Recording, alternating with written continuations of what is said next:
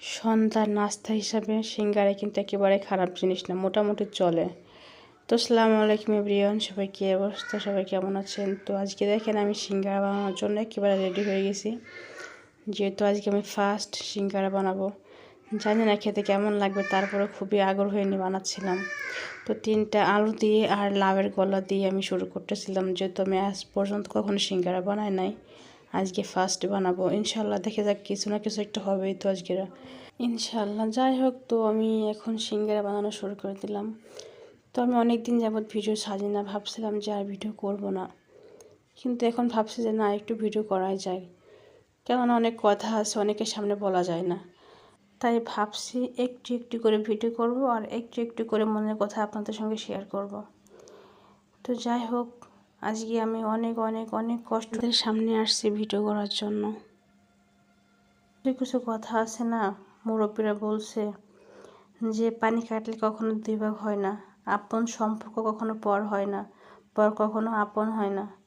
যেমন দেখেন, আপনার নিজের মা বাবা ভাই বোন এরা কিন্তু কখনোই পর না। আমরা অনেকেই আছি যাদের হেলামতে করি যে না, ওরা আসে থাকুক, কিন্তু এরকমটা করা উচিত না। আমরা অন্য অন্য সম্পর্কে বেশি গুরুত্ব দিই। যেমন দেখেন, মামাতো খালাতো ফুফাতো, পরে আপনার যা জাইলি ভাসুর দেবর ননদ, এইসবে আমরা বেশি গুরুত্ব দিই। হ্যাঁ, এদের গুরুত্ব দিতে হবে, অতিরিক্ত না।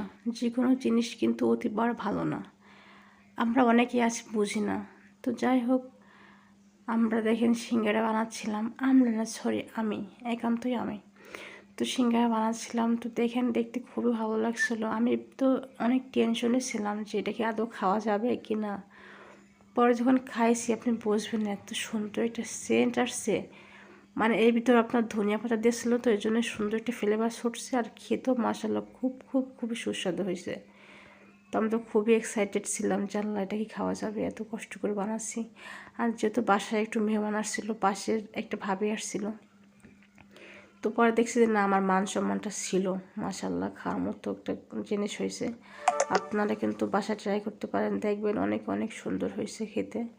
আর যেটা আপনার মানে শীত পড়ছে, তো সন্ধ্যা নাস্তা গরম গরম সিঙ্গারা, উফ, সেই সেই স্বাদ। তো আজকের আমার ভিডিও এই পর্যন্ত। কেউ চাইলে বাসায় একবার ট্রাই করে দেখতে পারেন, ইনশাআল্লাহ খেতে খুব খুব খুবই সুস্বাদু হবে।